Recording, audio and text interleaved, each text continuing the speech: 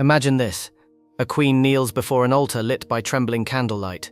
Outside, war drums echo across the hills of southern Spain.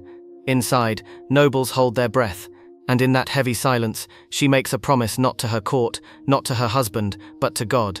She swears she will not change the simple linen garment against her skin until Granada, the last Muslim stronghold in Iberia, falls. The woman is Isabella Bassett of Castile. And what began as a vow of devotion would become one of the most disturbing legends in royal history. But before we judge the oath, we must understand the woman who made it. Isabella was not born to certainty. She entered the world in 1451, a princess of Castile in a kingdom already fractured by ambition and distrust. Her father, John II of Castile, died when she was only 3. Her half-brother, Henry IV, inherited the throne, a ruler whose legitimacy and authority were constantly questioned. Isabella's childhood was marked by instability. She and her younger brother Alfonso were moved away from court, raised in relative isolation. There were whispers of plots, rebellions, and disputed heirs. From an early age, she learned one lesson clearly: survival required control. She was deeply religious, not casually devout, but intensely so. Prayer structured her days. Confession was routine. She believed firmly that rulers were instruments of divine will. When civil war erupted over succession, Isabella did not crumble. She negotiated, calculated, and eventually secured recognition as heir. And in 1469, she married Ferdinand II of Aragon, a union that would unite 2 powerful kingdoms and reshape Spain forever. This was not a love story, it was strategy.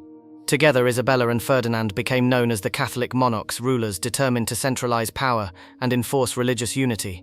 And looming over their reign was one unfinished chapter: Granada.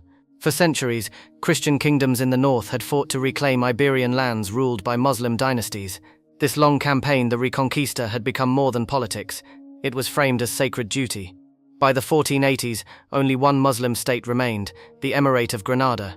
In 1482, war began in earnest. It would last 10 grueling years. And somewhere in those early days of siege and prayer, Isabella made her infamous vow. Now let us pause. Did she truly refuse to change her undergarments for nearly a decade? Most serious historians doubt the literal interpretation. Medieval courts were not ignorant of hygiene. Royal households changed linens frequently, especially for monarchs. But symbolism in that era was powerful. When Isabella declared she would not change her linen chemise until Granada fell, she was speaking in the language of sacrifice. It was meant to say, "I will deny myself comfort until God grants victory." Yet symbols can take on lives of their own.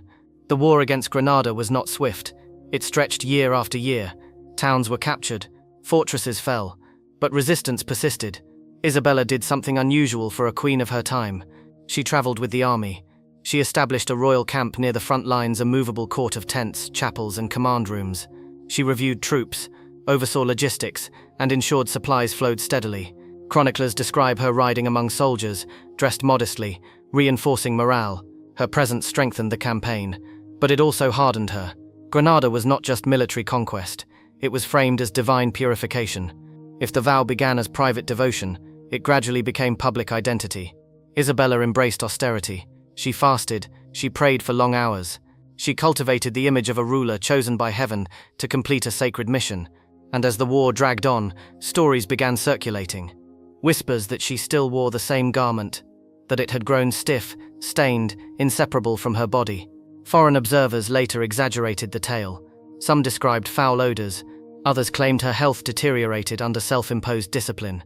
But we must separate myth from fact. There is no reliable contemporary record of plague spreading from her body, no physician's account describing a queen rotting in filth. The plague in this legend is metaphorical and far more consequential.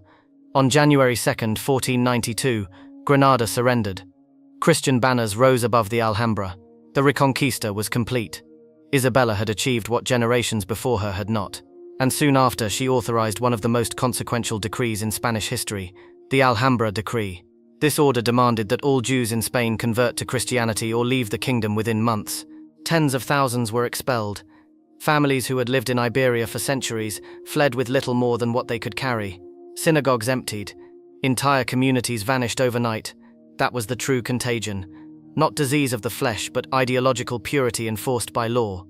The Spanish Inquisition, already active, intensified under Isabella's reign. Trials multiplied. Accusations spread fear. Public punishments reinforced authority.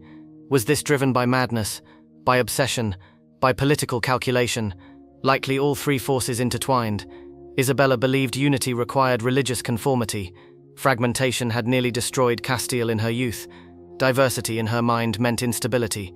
She chose order over plurality, and the cost was immense. Legends of her unwashed garment endure because they dramatize something deeper, her extreme self-discipline. Isabella was not indulgent. She wore relatively simple clothing for a queen. She avoided lavish excess. She worked long hours reviewing documents personally.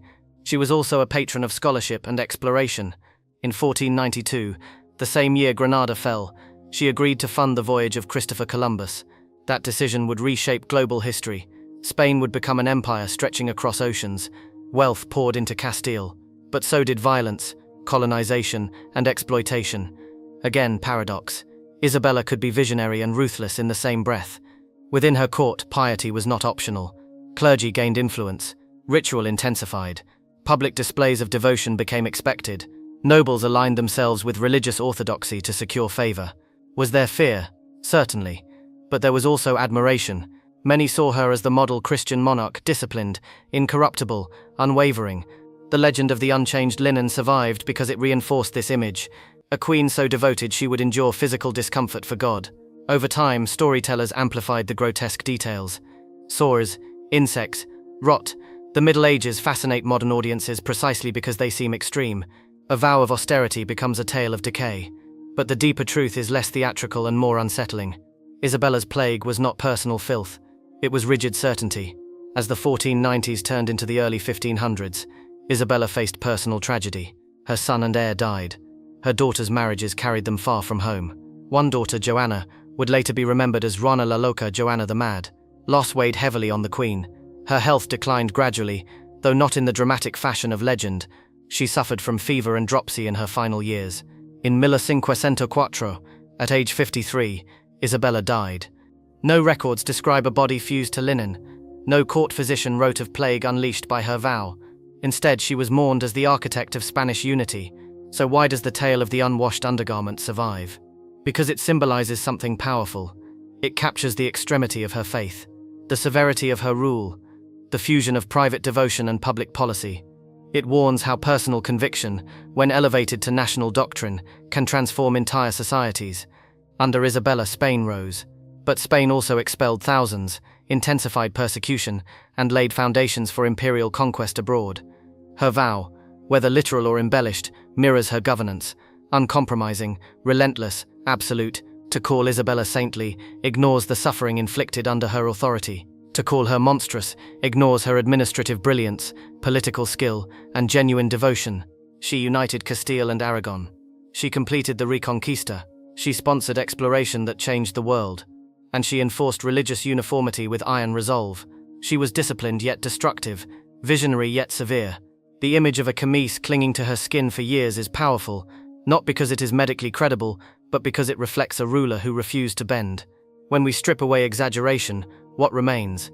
A woman shaped by instability who sought absolute order, a queen who believed suffering purified, a ruler who equated unity with sameness. Her legend teaches something timeless. When faith and power merge without restraint, consequences ripple far beyond intention. The plague she triggered was not bacterial, it was ideological. It spread through edicts, tribunals, and voyages across oceans. It reshaped continents. And perhaps that is why her story still unsettles us. Because it reminds us that history's most dangerous contagions are not carried by fabric or flesh. They are carried by certainty. And when certainty sits on a throne, it can change the world for better and for worse. If you're drawn to the darker truths behind crowns and legends, subscribe and join me for more stories where history isn't polished, it's uncovered.